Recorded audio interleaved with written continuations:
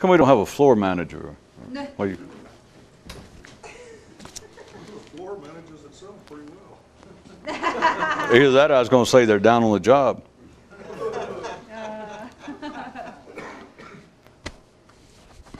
Of all their inner functions, men perceive only thinking to be something that they do. They'll say, I thought about it. But as involves respiration, for instance, they never say, I breathed it. Or with the circulation of blood, I pumped it. Only thinking is thought of as something continually occurring in man for which he is deliberately responsible.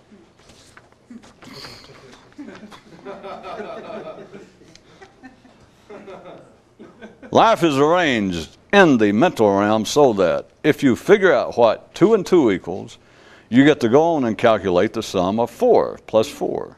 And once you get that down, you're allowed to move forward and deal with questions involving 8s and so on. The only ones concerned about measurable progress are those who are going nowhere.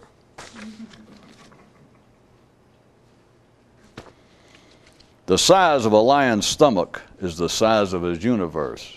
The size of a man's head, his. When he finally reached home, one man thought, what a long way to go to have gone so shortly.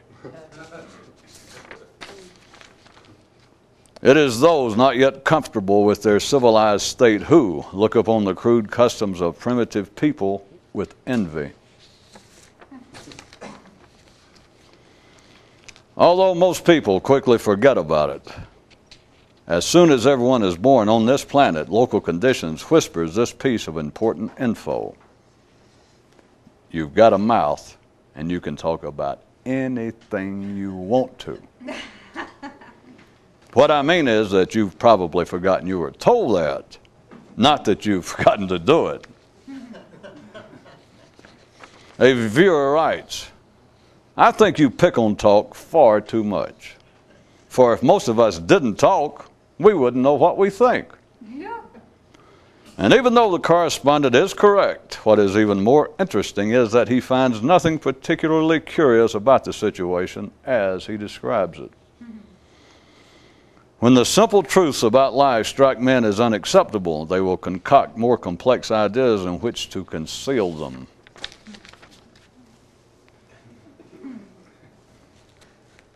What's with all the gestures tonight? They're free and worth every penny of it.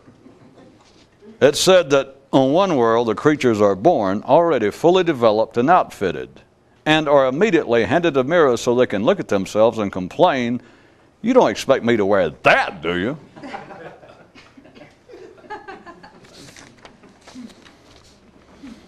Take it any way you want to. That's one of the benefits on the side of the metaphorical.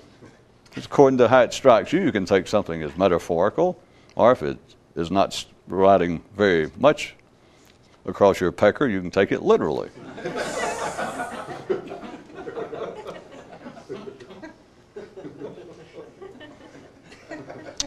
The call's yours. There is at least one thing that you can definitely say about the state of superior awareness, enlightenment, etc., wherein you are conscious without comment, and that is, you are either in the state or you're not. It's nice that some things in life appear to be as simple as they actually are, isn't it? Other than its survival enhancing technologies, all of civilization consists of meaningless rituals, and it is therefore a fool's sport to deal in criticizing it. The latest diagnosis, validity guaranteed only through July of this year. If it's in your head and it's not a tumor, it's probably your mind.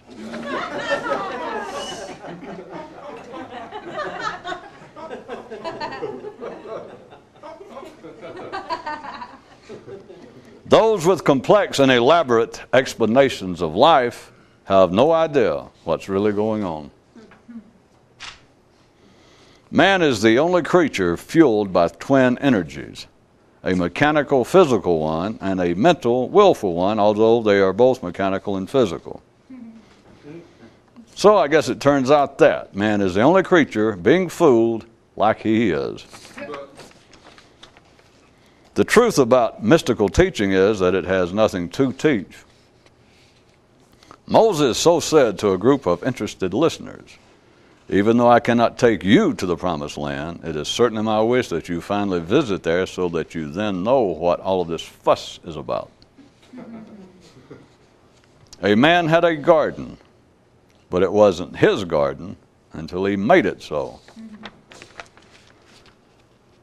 One man came face to face with this: if thinking is something I purposefully do, like deciding to go wash my car, then before each thought I have, there must be some plan on my part to have such a thought, which there is not. Astounding, what? And the collective mind of man made note. This is the kind of idea about which we care not to think. Indeed, about which we cannot think. End quote. Perhaps a minor encouraging hint. Once you've sufficiently visited the condition, all ideas or concerns about the train to take you there, the station in Paris from which you depart, all of the troubles along the way, and all of the questions regarding the actual nature of Istanbul, all of that disappears and is forgotten. Of course, there is another way to see this in a non-positive light, which is, damn, another hobby down the drain. It takes more than patience to get there, more than intelligence, more than strength, and something other than all of these. What the mind of the enlightened secretly knows, if you can talk about it, it ain't worth it. Muhammad one day found himself surrounded by a group of people who believed they had interests similar to his, and as they stared at him with the apparent expectation that he would comment on that certain matter, he said to them, "If it is true travel that you want, then don't bum me and yourselves out with the demand for descriptions."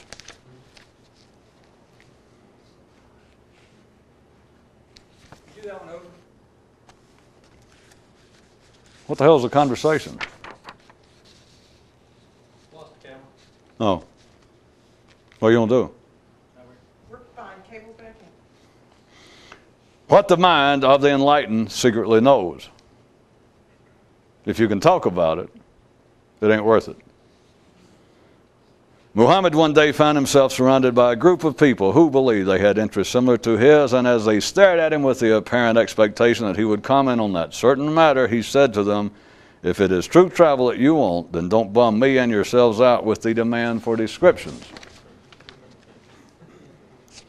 Ignorance exists in but one area: thinking.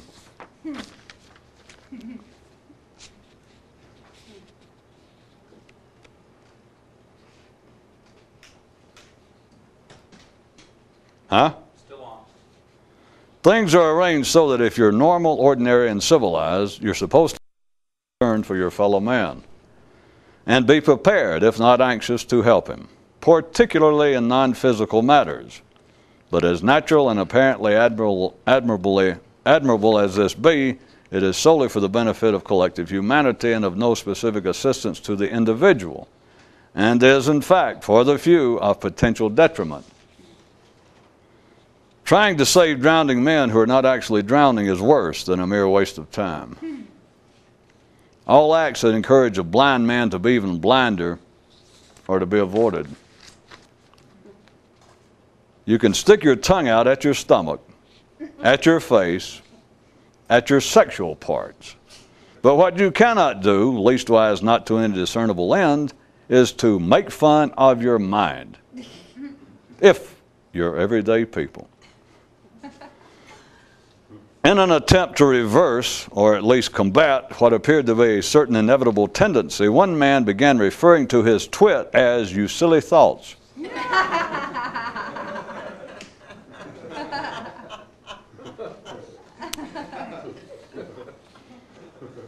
Buddha once said to a group of interested people, "Although I cannot take you to enlightenment, I can slap the continuing shit out of your shadows."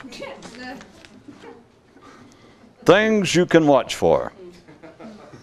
A dumb man always objects. There is only one thing that will make a man beat up on himself: thinking.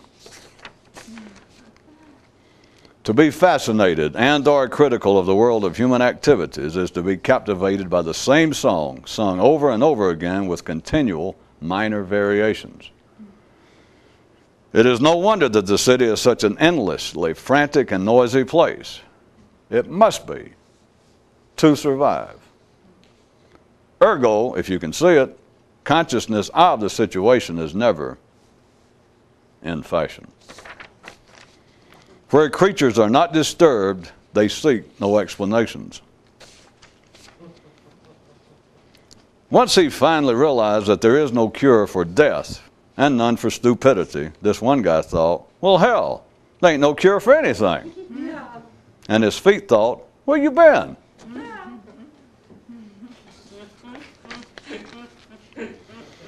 At their monthly fun and games meeting, one member of a certain explorers club made the following toast to the real mystics, who can be identified by the fact that they are either in that special state or wishing that they were. And in fact, sometimes even making effort to be there. End of toast. A fellow noted, everyone likes a story about a wounded warrior.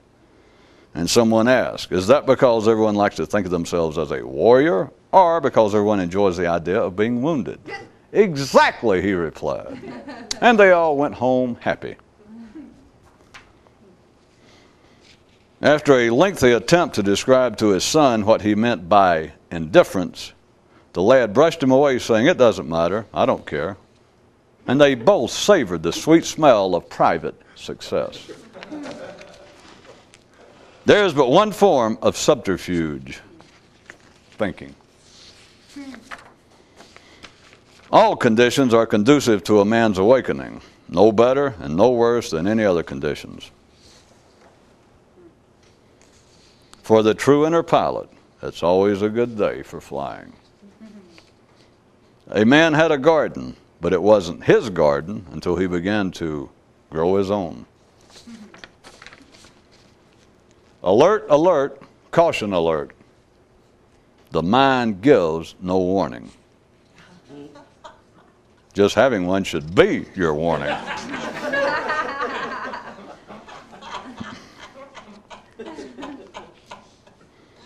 A man who acts like he is seriously concerned about helping you either does not know what he's doing or else realizes that you're not up to taking the treatment head on. One guy's take on it: hearing ordinary men criticize other ordinary men is like watching sweat perspire.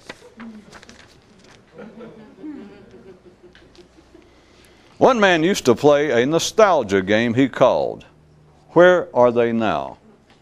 concerning his thoughts. Yeah.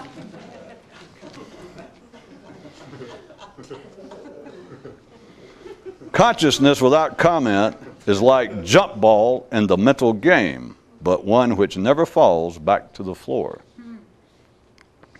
A demagnetized mind is one that can juggle fire. One man's private slogan is, big mouth, big future, assuming that you plan to stay in the city. Perhaps the deepest distinction between the ordinary and the few is that the former find such things as politics, government, and financial affairs to be the most important aspect of their life, while the few find it to be the matter of their own consciousness. One man's personal motto is, keep your eye on the ball, your foot on the throttle, and a clap on the comments. If the mind could help you be more conscious, it would. It does now all that it can do to assist, which is to hint, suggest, and insinuate, which still is not the state itself, but it's better than nothing, and it's free. One of the secrets about life that can be verbally expressed. If you look an ordinary man directly in the eye, you can see his eye. That's E-Y-E. The view from consciousness without comment makes everyone look foolish. In spite of its deserved bad reputation, all causes of awakening are in the mind. On the starboard side of his new RV, one man painted this message. Where do thoughts come from? You don't know, and I don't know. So get out of my way. The Tutmans, Clearwater, Florida.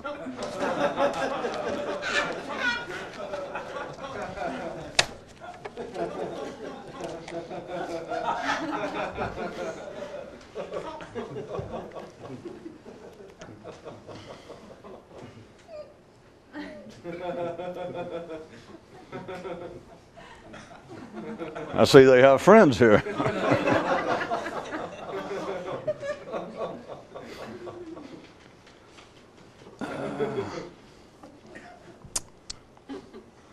So as to save me from having to skip around rhetorically and not keep referring to myself, which is not the point, and to help cut down the possibility of listeners becoming entangled with their notion of me instead of what I'm talking about, finally, after all this time, let's do it an easy way.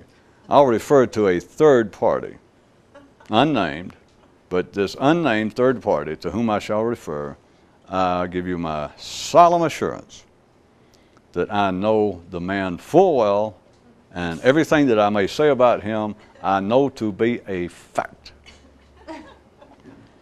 There is a certain man, it's alleged. Couldn't resist it. There's reputed to be this one man.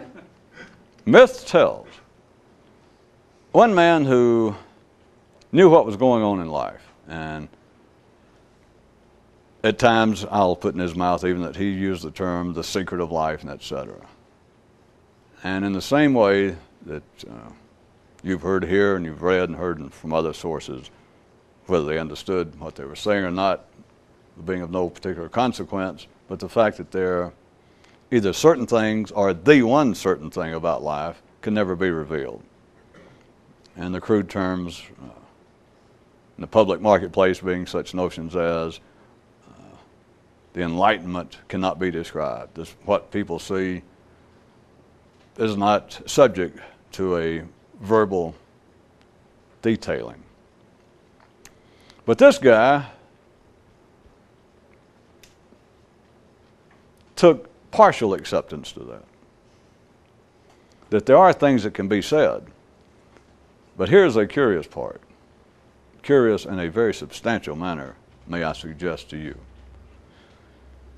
There is something that can be said that you could tell an interested person having to do with the true nature of life, the very things that sane people, ordinary people, in passing, pay lip service to having an interest therein, or some people swear directly that they have an extremely passionate, continuing interest therein, about what's the nature of life, what's going on here. And this man to whom I refer took some exception to the idea that there's not anything that you can actually say once you know what it is. There is something, according to him, that you could say. And he knew people who were as interested as was possible to ascertain another person being interested. And yet he said that there were reasons, or a reason, at least a reason, that kept him from telling them the one thing, at least one thing, that could actually be said. If you want to make the story more interesting. So I sat down with him one day and said, "Why is that?" Makes it sound like we're a little further away, doesn't it? Well, I wanted to, but he never would take the time to talk to me, so I just had to figure it out. I asked him, tried to engage him in conversation about, well, why is this? I mean, if there's something that you could say, beyond all of the historically accepted ideas that an awakened consciousness, an enlightened consciousness, the total liberation of the mind, all of those many descriptions, of them all saying what it is that a man sees in that state, what he realizes about the nature of life, the nature of man, in that state cannot be described. It's just a waste of time, that only a fool would try to do so. That you understand, once you see it, that there is nothing to be said. There is a reason, according to this fellow, that there is a reason that that has always been said, and or, on the alternative, I should say, there is a reason that that has become accepted wisdom. Whether anyone, whether a Buddha or Jesus or Zoroaster or anybody ever actually said it that way publicly. It has become a part. It has become an accepted icon, a belief, a reality within the so-called transcendental realm. But this guy said that that was not absolutely true, that there was something that you could say to people who were interested, who had never had the experience, that there was something that you could say. And I said, well, have you ever told anybody? And he said, no. So, can I buy you more coffee? Would you? Why? If there's something you could say, there's something that can be said, if you had an audience. And he said, yeah. And you're saying that you knew some people that was as good an audience as you could look for, and you would assume that the man would have some talent and knowing who might have some possibility of hearing it. So we must assume that. And he said, yeah. And I said, well, why wouldn't you say it? Of all the times I've been kicking around fiction, I suddenly feel like a novelist. And he picked up his coffee, lit another cigarette, and as the smoke waffled around his dark curly hair, and the sun came through, now I see why people like fiction, or like writing it. You get paid for just ordinary bullshit. I never thought about it. Get paid for your daydreams by the word. So that's what happens when you criticize without knowing what you're doing. Boy, do I feel foolish now.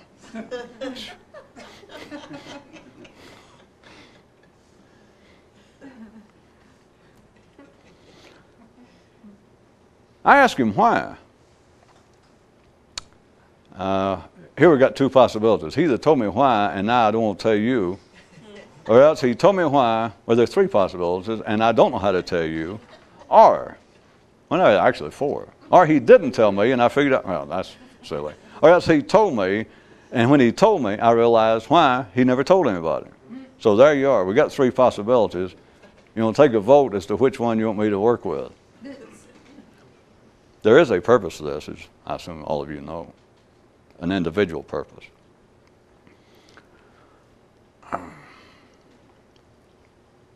Well, let's take a small break right now. Back to the matter of criticism. I'll return to what we're talking about in just a moment. I will. Swear to God I will. The matter of criticism, after the many shot puts, pole vaults, discus that I have hurled at the matter of criticism, I'm assuming that everyone understands insofar as the way it's put oftentimes, like even tonight with several news items about how foolish it is to criticize other people. That doesn't even come into play. There's everything else in the life of someone who has some idea what this is about. The conditions going on out in the world, not just whether you got wounded, not just whether you've got leukemia and are dying, not just whether it rained a day, even worse than leukemia, and messed up your new hairdo. Or whether it's your feeling of criticism that the whole world's crazy, that everybody's insane. That is just irrelevant. That does not even bear upon what this is about. The criticism has to do with the thinking inside of a person's head. Assuming if you do ascertain, that was important tonight, I'm glad I brought that news item and I found it. You should ascertain, if it's up in here and you know for a fact it's not a tumor, then it's your thinking. So anyway, but you should, as always, health first. Anyway, you should be sure before you mistaken a tumor for your thinking, see a doctor. Either that, those of you who are good, it's always down to this. If you can't tell the difference between a tumor and thinking, seeing a doctor is not going to help. Or if you don't know the difference between thinking and a tumor, you might as well have a tumor. It doesn't matter either way you go. And so once you begin to see it, that's why conditions are spelled irrelevant with two I's. Not just one. It's I, or, etc. It's super irrelevant. That's why I spell it with two. Or this other guy does. He taught me that. The thing about criticism is, anything you think, what goes through a man's mind is normally referred to as his thinking. All you got to do is notice yourself. I would suggest to you that in the high 90 percentile, high 90 percentage, all thought is in some form critical. I'm not going to debate and argue this much. You either see it or you don't. It doesn't have to be what an ordinary person, if you could take your thoughts at any given time and flash them, if they would go from your head up on a screen and gone into a coherent sentence, which would be, I guess that'd be something in itself. Anyway, assuming this magic machine would turn your thought into a readable, coherent sentence, and you see what it is, even though it might not have words about critical and it might not be pointing fingers at anybody specific, all you got to do is have some experience, some personal objective experience of what is called thinking that's been running through your head from a very early age. And to see that it is based almost entirely on some form of criticism. That is simply the nature of how the mind is constructed. That is the nature, in a wider sense and collective sense, of what is, I just generally refer to as civilization, life in the city. That is the same thing upon which it is built.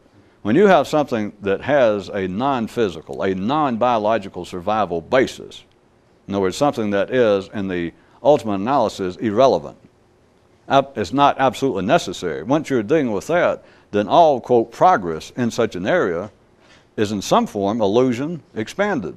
And so it has to be criticism. In other words, if we just pick out arbitrarily that the area of philosophy, serious human reflection, let's just say it started with the Greeks. You understand that life would have died intellectually did not the Romans come along, for instance, we're just making it crude, and looked at what the Greeks did and said, well, not bad for a bunch of olive growers, but here's the way it should go. And then next, here come our great Germanic forefathers to carry it on even higher. They looked at what the Romans and everybody else had done and went,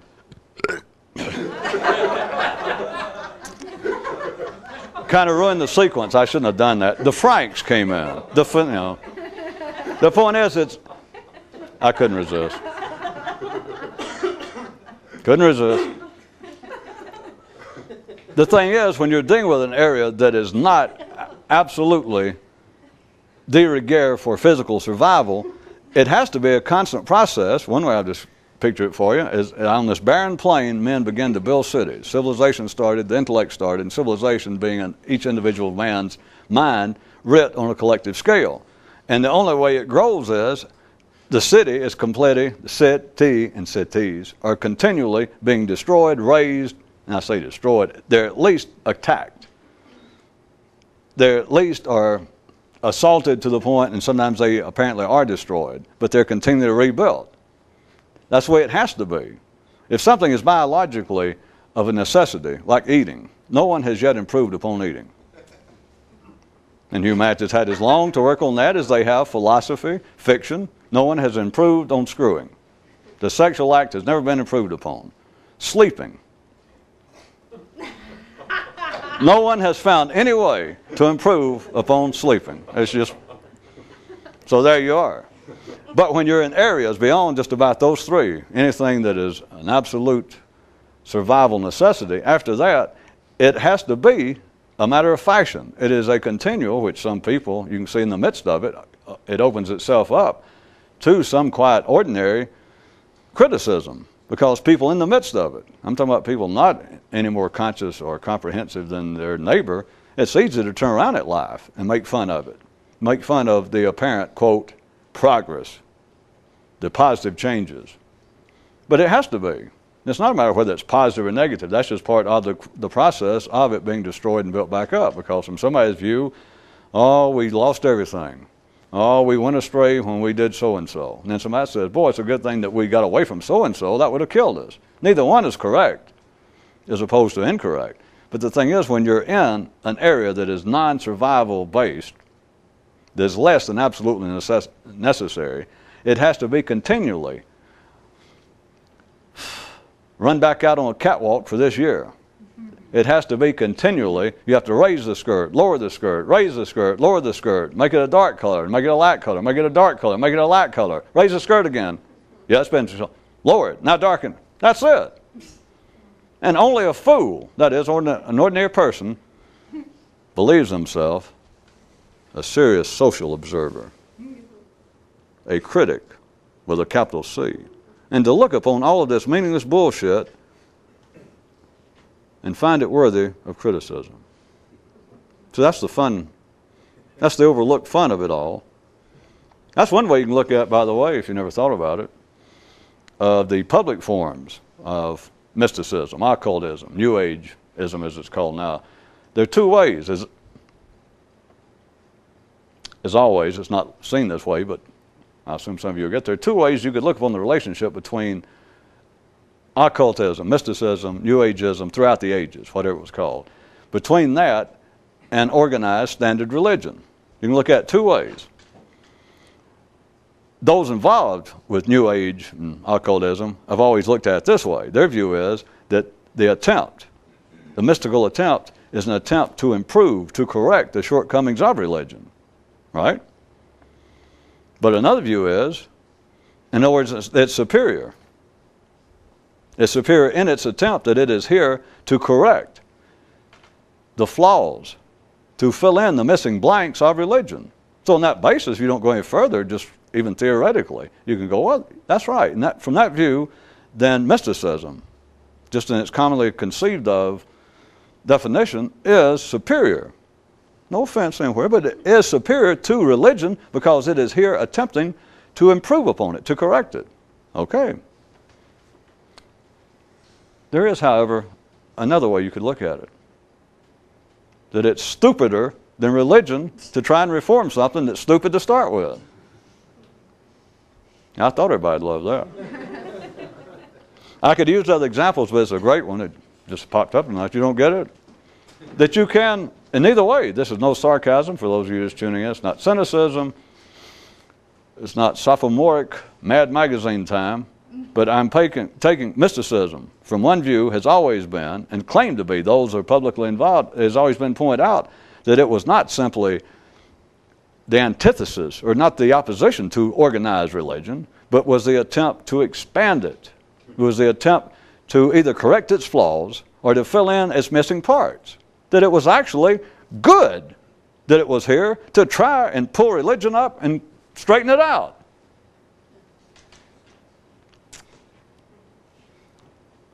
Unless you understand anything at all. And then there's a view that's even worse than opposite. It's funny, which makes it better than opposite. And that is to take something, when I said religion's stupid, or you understand I didn't mean stupid, but you're taking something that cannot fulfill its own self-declared aim, like everything else in civilization. It cannot. It never will. So you've got this thing, religion, that takes itself very seriously, as it should. It's almost synonymous with civilization, truly. But here it is, religion, something that takes itself deadly seriously. And there is no way that it can ever fulfill its aims. It doesn't even come close. It's no worse than sports, art, fiction, but it's no better. Except that it carries almost the banner of civilization single-handedly, or it's the best carrier of it. So there it is, taking itself with extreme solemnity. And it cannot do what it purports to do. It can't get any closer than it did the first day. It never gets any closer. So here it is, you have something like everything else in civilization, remember? But here you've got something that does not and cannot and will not work, okay? But then you have something to come along that in a positive, in a good-natured, in a beneficial way, criticizes religion and is going to improve it. It's going to save a drowning man who's not drowning. Or it's going to fix the broken wheels on this wagon that doesn't exist. Back to criticism. It has nothing to do, it's only ordinary people, only religion, as a matter of fact, and certain humanistic senses of morality that's only involved with the idea that you should not criticize your fellow man. You're all aware in Christianity and Judaism, all over the world, religions are replete. It seems to be right at the heart of the way in which they're attempting to direct a man's behavior is you should not criticize your fellow man. He who is without a boombox, let him throw the first rock at a man playing Lawrence Welk on a harmonica. Don't criticize your fellow man. Be big-hearted. You know, God tolerates him. Why can't you? Perhaps you got better taste than God. I don't know. That was off the record. I don't know. It just came to my liver. It just. But all of that is irrelevant. Well, the ordinary people, it seems to be irrelevant because that is the sort of thing that helps hold civilization together. That kind of morality and decency and religion that we're all in favor of. But insofar as it having any specific impact on an individual man, I mean, it sounds so admirable to say, well, you should not criticize your fellow man. Not only will the gods find favor with you, but it will help your fellow man. What good will it do your fellow man, your brother, your sister on this planet who are having their own hard time, God bless them? Why should you come along and kick them while they're stumbling, while they're down? Oh, it will be good. In fact, it will be a lesson that they look up and recognize that you're in the position that you could righteously criticize them, and you start to. The forces, the demonic forces, they can see your tongue about to go, and suddenly you stop. And you refrain from what could have been well-deserved or understood criticism, and you refrain. Think how they'll benefit from realizing what happened. Now back to dramatics. Is the whole world crazy? You know damn well nobody benefits from that. They don't even notice. The only thing they might notice at all is like, phew. And usually they don't notice that. Like, well, I got out of it. I thought it was going to be worse. Okay. The point being, what is ordinarily called charity, concern for your fellow man. Now, we're not talking about physical, of helping somebody that's actually in pain or somebody that was drowning. Remember, we're not talking about that. We're talking about in the world of the mind. We're talking about in the world of civilization, not of physically being helpful and assistant to somebody that needs it. That's something else. But in the idea that it is good not to criticize and find fault with your fellow man, and if you don't do that, it will help him. You got to be crazy. That is, you got to be ordinary to believe that. You've had 20 or 30 years of doing it both ways, or probably not doing it, but you've had the occasion to notice what harm does it do people when you criticize them? None. Sometimes it could be good for them. At least they get exercise because they're ready to whip your ass. Yeah.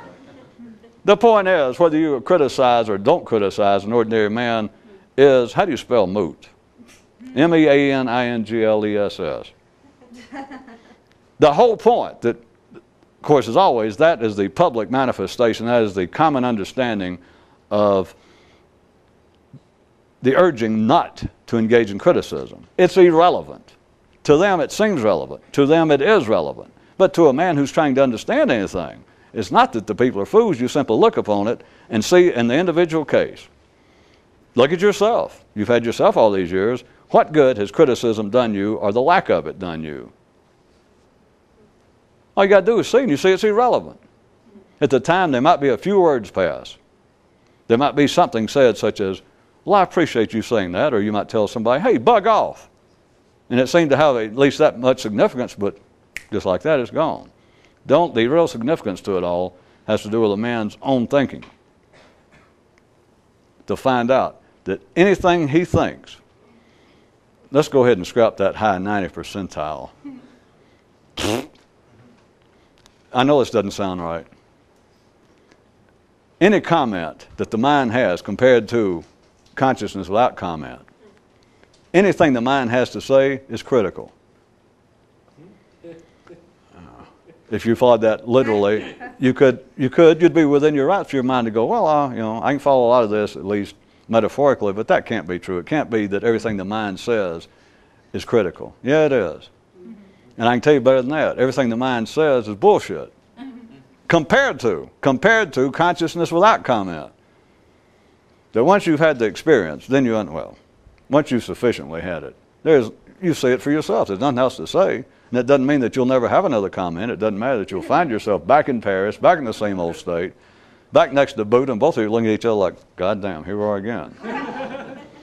But at least you understand that no matter what your mind says, unless you're in the throes of it, and then of course you and your mind are just dancing, and you're in bed working up a sweat, and both of you naked, and shame on you, because I know what you're doing. And it's not having illicit sex, it's having illicit consciousness. But at any rate, at times you're not at least in the full embrace of your own thinking. You know that whatever your mind, nobody else's, you know that everything ever passed through your mind, any comment your mind has on life, everyone, is bullshit. Of course, I keep saying that for, I guess, worn out dramatic reasons. It's to be avoided. You know that the one thing that you then want is this, how can I learn to stop this? Is there some way I can stop this forever? Because it is absolutely meaningless. So to call it critical, back to where I said that somebody that heard this would be within their rights for their mind to say, well, that can't be literally true. It is. And critical is actually a fairly bland description of it. It's just that anything the mind says is. Now back to where we were, but you thought I wouldn't do. I asked this guy, all right, if there's something you could say, if there's something that can actually be said, I even pushed him. How about this? Now that I got the spirit of fiction within me. I asked him, so you're saying that the secret itself, you got me? And he went, yeah. All right, you're saying that there's at least some aspect, some shade, some little part of the secret, maybe not the secret. He went, no. In other words, you can't tell the secret. Let me establish that for all of us. And he went, well, no, you're right. And that's always been true. And I said, but you're telling me now that there is one aspect, which I'm not sure is a good description, and he looked kind of, yeah. But there's a way, there's something about the secret, especially when you, intense gestures and sincerity in the voice. There's some aspect of the secret, he said, yes, that you could say. He went, Yet, I continued, you're telling me that you have never told anyone. He went, And I said, well, can you give me any idea why? He went,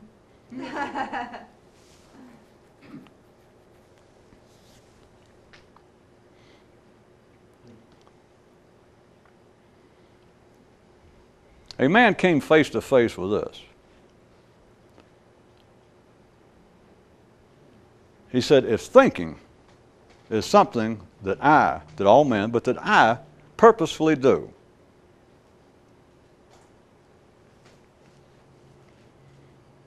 such as not thinking, here, the example, the comparison he made was, such as I decide I will walk across the room to my desk and pick up that pencil. I decide I'll do that. And if I decide it, I can get up, walk over there, and do it. So that would be a purposeful act. He came face to face with us that if thinking is something that I purposefully do, such as that, then before every thought I have, I would have had to have had the plan, the intention to think that thought. Which you know damn well you don't. Well, I say you, I'm speaking now to. This is, if I may, or if I need point out, is probably, or it could be, a very irritating expansion on the other one of what are you going to say next? Which you may have thought that about covered it, but no. I mean, most people's minds already rejected that, and always hope I'll never bring it up, or, well, I know some of you dance with a few minutes and it can be fun, but it's one of those things kind of like drinking some drugs. You take a little of them and you think, how great. And sometimes it is great. And then you go back to it and you think, what a supreme bummer. God, if I ever see another bottle of booze, or I ever see any more Coke, yeah, I'll gag. The truth be known, anybody who's given any pondering to the matter of what are you going to say next, I assume at times you can feel like you're, Neri F dancing around like I'm on the close to something great, and at other times you feel like maybe you're Curly on a bad day staggering around almost wishing you'd never heard of the idea, because the mind, all you can do is turn around in circles until you get dizzy and fall down and pass out if you're lucky. So, me and this other guy, understanding that, we thought, hey, why ease up now? Onward. So if you can hear it, this should be, or it has the potential to be even more egregiously annoying. God, I hope so.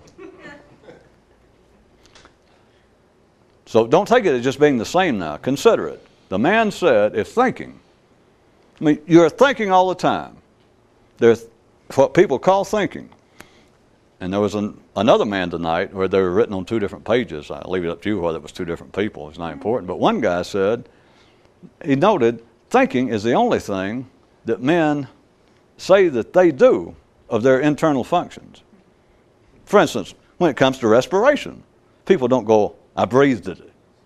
Or the circulation of blood, people don't go, well, somebody says, well, you look alive today. You're still alive. And you go, well, yes. And they go, I'll give that part of it's thanks to circulation of blood. And you go, yes, as a matter of fact, I pumped it. Well, we all know you laugh because no one ever says that, but notice this, you have never thought, and people never consider this. There's another function that operates just as constantly, just as predictably, with the same regularity, with ordinary, sane, wired-up people, and that's thinking. It goes on day and night. Your brain is operating the same way that your heart and your lungs are.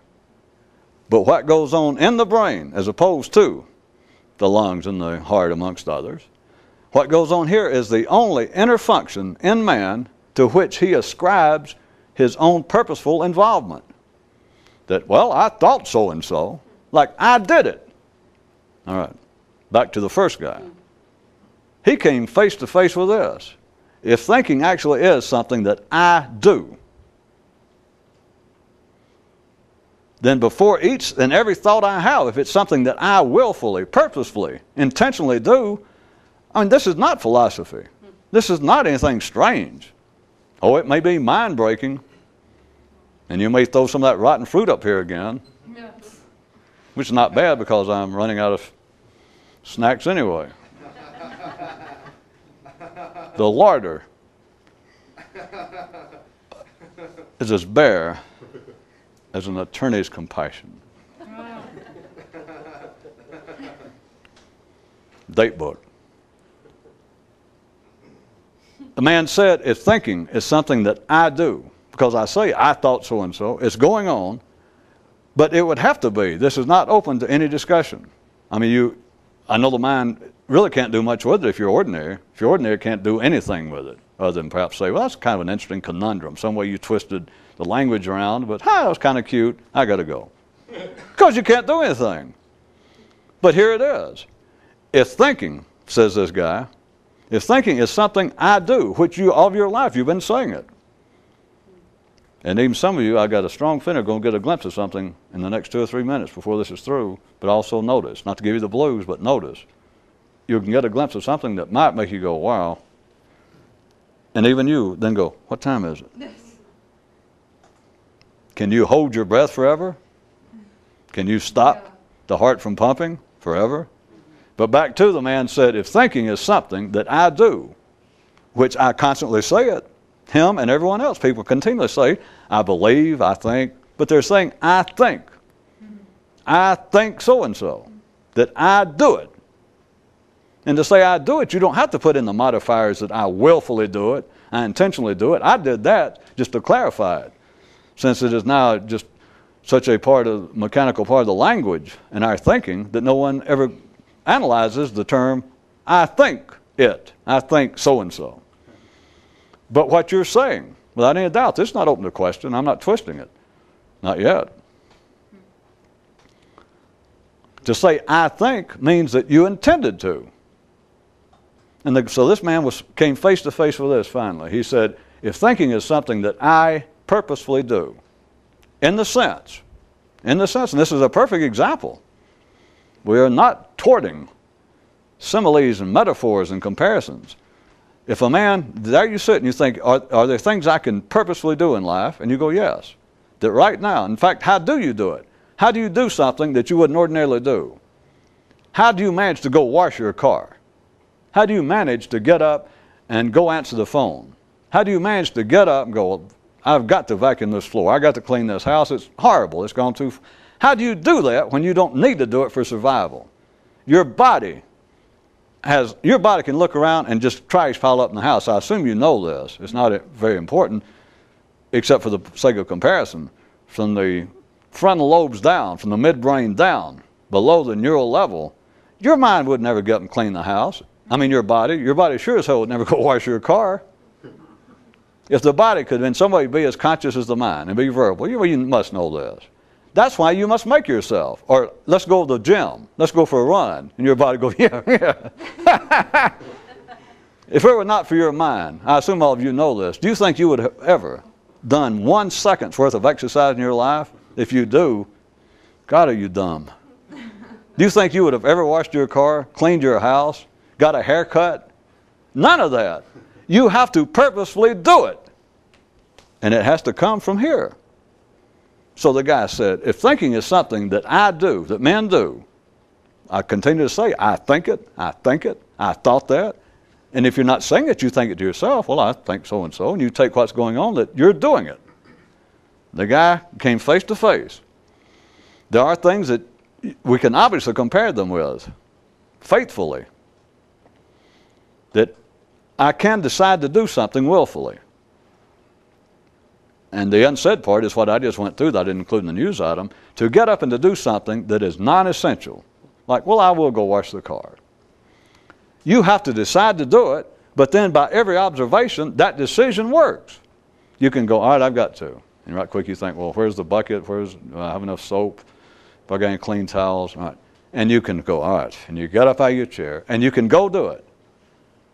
But here's the thing. Had you not had a mental plan, a decision to do it, I assume you understand this. Just because I'm talking loud and gesturing, it's not a sermon. It's not going to help. You either see it or you don't. Had you not made the decision, all right, I'll go wash the car, you would have never washed your friggin' car. Never. But you made the decision, and you go, okay. No matter how you drag ass around and mumble and all, but you decide to do it, you can get up and go do it. The man said to himself, if thinking is something that I purposefully do, like deciding to go wash the car and I go do it, then before each and every thought I have, before each thing I think, would have had to have been something similar to the decision making in washing the car. I'd have to decide, all right, I'm going to think about so-and-so. And even more so, there's nothing else to say really. I'm going to think about so-and-so. I'm going to think a certain thing about so-and-so. You would have to plan beforehand to do it to, in any wise, properly say, I thought so-and-so. If you see it, it's as plain as meringue on an umpire's face. I mean, there's nothing else to say. It's just like you turn around like you're living in the stomach of a dragon, and one day you look around and you go, it sure is green in here. Yeah. But the ordinary mind, what in the hell can you do with that? Did anybody think that I did not go back to the subject of this man who said that there was something he could say about the secret of life that he had never actually said? Oh, well, I'll pick up where I was. I know I got lost there. And I said, well, why? I mean, if you can do it, I asked him why. He took his time.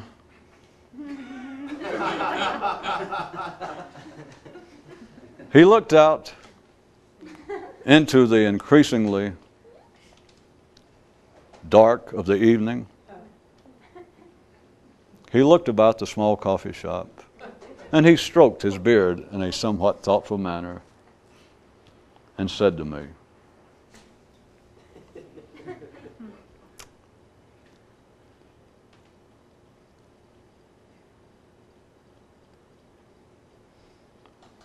I will assume for a second that somebody here or somebody on tape at some other time literally heard what I was pointing out.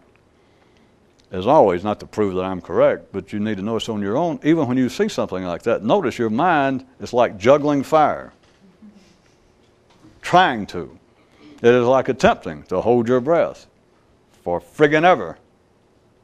Your mind can see something like that, and the mind itself, all it can do, it'll go into gridlock. It'll go into a spasm. It just, well, I'm exaggerating to try to get you to see the point. What it does is you go, my God, and it's almost as though you looked right into an atomic flash, but before you know it, it's 5 minutes later. It's the next day. That is that you were just, I'm on the verge. If this don't blow my mind, I'll surely see the face of Buddha. Let's say that this is 9:02 on a Monday night that happens. 9:02 and 16 seconds. And you think, I am so close. In that sense, we're doing fiction. Now, we move forward. It's Wednesday, 2:30 a.m., and you are somewhere back to where you understand what I'm getting at. You're on the verge of seeing something that your mind, and to say that goes into spasm, it's simply you're back in your normal condition, thinking that you are thinking. My suggestion was that I told you more than that guy ever told anybody else by telling you this story, or the two stories about or the two aspects of the guy saying that if I indeed think, if it is I thinking, that in combination with the aspect of showing that it is only, of all of man's inner functions, of everything, it is only here that man ascribes deliberate purpose, willful participation on his part. No one else ever takes any credit. They don't go, it's foolish to say, well, I have to give attention. I have to give my own attention to keeping my heart going. We know that's insanity. But people ascribe, not in this way. We all know no one sits around and analyzes it. It's not even discussed. No one ever thinks about it. But people say, well, I think so-and-so. Really? Oh, my. Assuming the tape's already run out, then your real question, it'll do it to yourself. You know I'm not talking to somebody else. But somebody says, well, I think so-and-so. And you go, my. I'm interested. When did you plan to think that? I mean, was it right before you thought it, or like a week before? Or did you just plan to do what you're doing just before you think it? And of course, a good intelligent person will look you dead in the eye and go, what?